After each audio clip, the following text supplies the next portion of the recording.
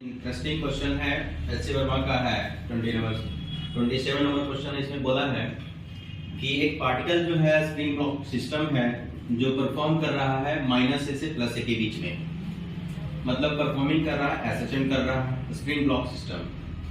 और इसने बोला है कि जब ये पार्टिकल मास मीन पॉइंट पे होता है उस कंडीशन में ये जो छोटा वाला मास जो है m, इसका भी मास दिया हुआ है, इसी पे आकर के स्ट्राइक हो जाता है और स्टिक कर जाता है।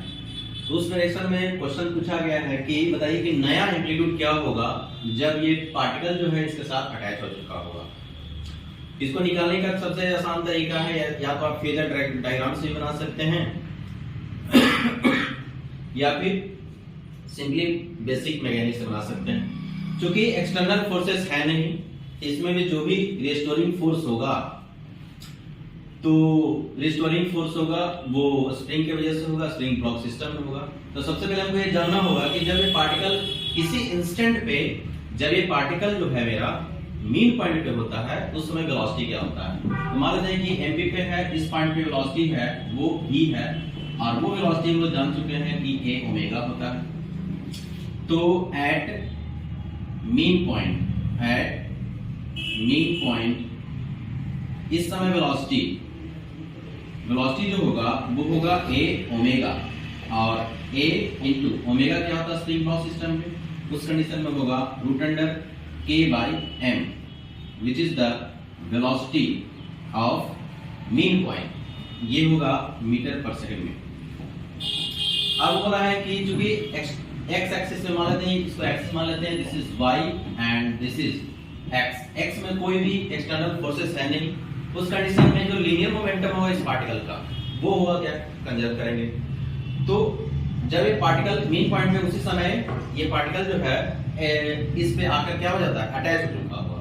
उस कंडीशन में हमारा जो पहले का मोमेंटम, तो मान लेते हैं कि पहले जो है पार्टिकल जो है v वेलोसिटी से चल रहा है, इसका मतलब by momentum conservation, by momentum conservation initial momentum which is equal to final momentum. Final momentum क्यों कर रहे हैं, क्योंकि एक्सटर्नल फोर्सेस एक्स एक्सिस में नहीं है।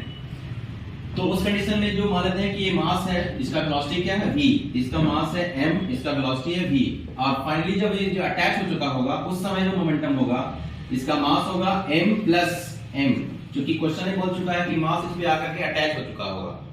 उस कंडीशन में मास जो होगा m प्लस m, क्योंकि मास दोनों का सेम है तो यहाँ पे m प्लस m, और ये वेलोसिटी को पता नहीं है क्योंकि ये वेलोसिटी हमको चेंज हो चुका होगा। क्यों, क्योंकि -a से +a के बीच में इस वेलोसिटी से चल रहा है, जब ये मास इससे अटैच हो चुका होगा उस समय वेलोसिटी हमारे चेंज हो चुका होगा। तो यहाँ पे वेलोसिटी जो है आपका आ जाएगा v डैश, वो जाएगा mv/2m। तो देखो m से m कट जाएगा, यहाँ आ जाएगा v/2। इसका मतलब नया वाला वेलोसिटी जो होगा वो हो जाएगा v/2, पहले वाला का जस्ट आधा। तो इसका मतलब अब जो कंबाइंड रूप से मेरा पास जो सिस्टम हो चुका होगा वो होगा कुछ इस प्रकार से, एक स्प्रिंग होगा और एक स्प्रिंग है और एक इसके साथ मास अटैच हो होगा। क्योंकि मास इसके पास आकर के अटैच हो चुका होगा तो ये मास m प्लस a, तो ये मास बन जाएगा 2m, और स्प्रिंग कांस्टेंट अभी भी k ही है। तो उस कंडीशन में जो मेरे पास अब जो वेलोसिटी जो होगा वो होगा v डैश और वो होगा a डैश ओमेगा डैश। यही ओमेगा a डैश हमें पूछा है, नया एम्पलीट्यूड क्या होगा। तो उस कंडीशन में जो वेलोसिटी होगा, तो वेलोसिटी मेरा जो है v dash which is equal to a dash into omega dash, और a डैश तो a डैश रहेगा और ओमेगा डैश आपका हो जाएगा √k बाय मास हो जाएगा 2m, क्योंकि इस पे अगर क्या होगा अटैच हो चुका होगा, ये हो जाएगा 2m, यानी कि v डैश मेरे पास आ चुका है, नया वाला वेलोसिटी आ चुका है। अब दोनों वेलोसिटी को क्या करेंगे, बैलेंस कर देंगे, तो वहां से नया एम्पलीट्यूड आ चुका होगा। तो v डैश बराबर है v/2, और v डैश का वैल्यू निकाल चुके हैं, a dash √k/2m which is equal to v देखो यहाँ पे निकाल चुके हैं, वो है a into ओमेगा k/m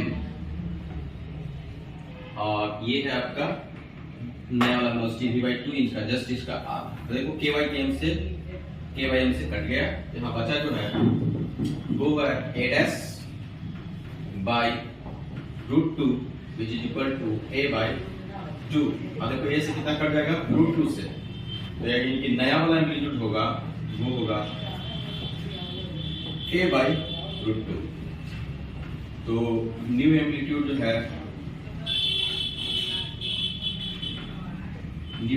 जो है पार्टिकल का वो हो जाएगा a/√2 which is my answer।